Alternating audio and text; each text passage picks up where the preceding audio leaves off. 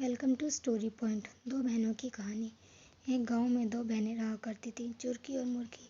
चुरकी सांवले रंग की थी और मुर्की गोरी थी। साधारण रूप के कारण चुरकी का विवाह गरीब परिवार में हुआ। वहीं मुर्की की सुंदरता पर रेझ कर एक अमीर व्यक्ति ने उससे विवाह कर लिया। अपनी सुंदरता का घमंड तो मुर्की को पहले से ही था। विवाह के बाद उसे दौलत का भी घमंड हो गया। दोनों बहनें आसपास ही रहा करती थी। जब भी मौका मिलता मुर्की चुरकी को उसकी गरीबी के कारण नीचा दिखाने की कोशिश करती। चुरकी को बुरा तो लगता, किंतु वह मन महसूस कर रह जाती।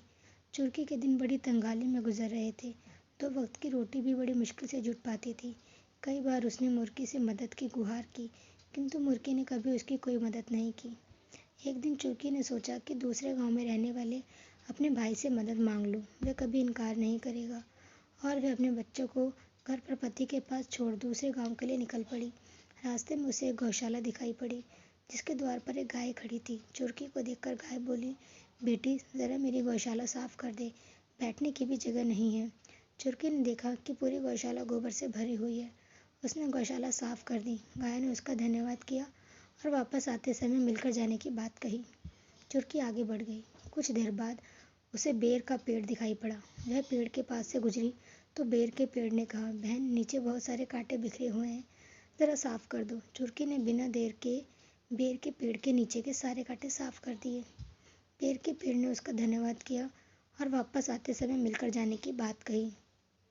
आगे बढ़ने पर उसे एक बूढ़ी अम्मा दिखाई पड़ी, फिर जो सिर पर भारी टोकरी लिए जा रही थी। चुरकी ने उससे पूछा, कहाँ जा रही हो अम्मा? गांव तक जा रही हूँ बेटी, बूढ़ी अम्मा ने जवाब दिया।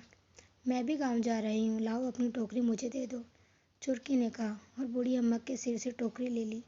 दोनों साथ साथ गांव पहुंची। चुरकी ने बूढ़ी अम्मा के घर तक टोकरी छोड़ी और अपने भाई के घर पहुंच गई, मगर उस समय भाई घर पर नहीं था।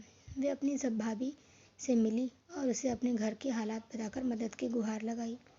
भाभी ने उसे घर से भगा दिया। दुखी होकर वह अपने गाँव वापस लौटने लगी। रास्ते में उसे बूढ़ी अम्मा का घर पड़ा। बूढ़ी अम्मा ने उसे अपने घर बुलाया और कुछ खाने को दिया, फिर अपनी टोकरी देकर विदा कर दिया। रास्ते में चुरकी ने टोकरी पर ढका कपड़ा हटाया तो हैरान रह गई। टोकरी सोने चांदी से भरी थी। वह चलते चलते बेर के पेड़ के पास पहुंची। बेर के पेड़ ने उसे रोका और कहा, मेरे धनी की खो में तुम्हारे लिए उपहार है। चुरकी ने खो में हाथ डाला, वहां उसे हीरे जवाहरात की पोटली मिली। वे बेर के पेड़ का धन्यवाद कर आगे बढ़ गई। चलते चलते वह गौशाला के पास पहुंची।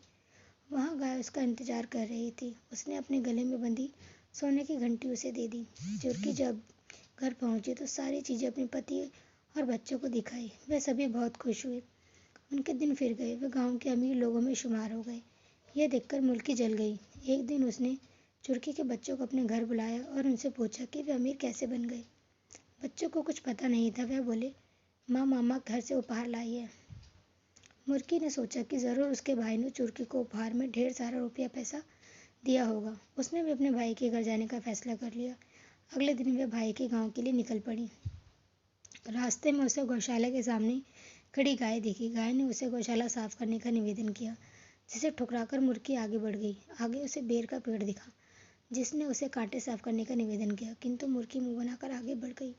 गांव के बाहर उसे वही बूढ़ी अम्मा दिखाई पड़ी, जो टोकरी सिर पर रखकर जा रही थी। उसने मुर्की से टोकरी घर तक पहुंचाने को कहा तो मुर्की यह कहकर आगे बढ़ गई कि वह उसकी नौकर नहीं है। वे आखिरकार अपने भाई के घर पहुंची। भाई घर पर ही था। उसने उसका खूब सत्कार किया, मगर बिना कुछ दिए उसे वापस भेज दिया।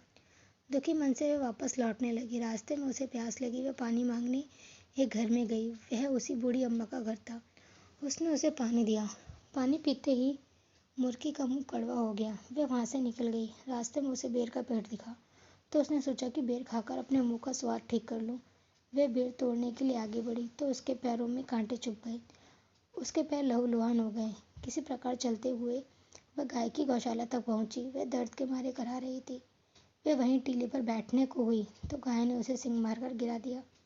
उसकी कमर टूट गई। किसी प्रकार वह घर पहुंची और महीनों बिस्तर पर पड़ी रही। उसने अपने बुरे व्यवहार का घमंड और लालच का फल मिल गया था।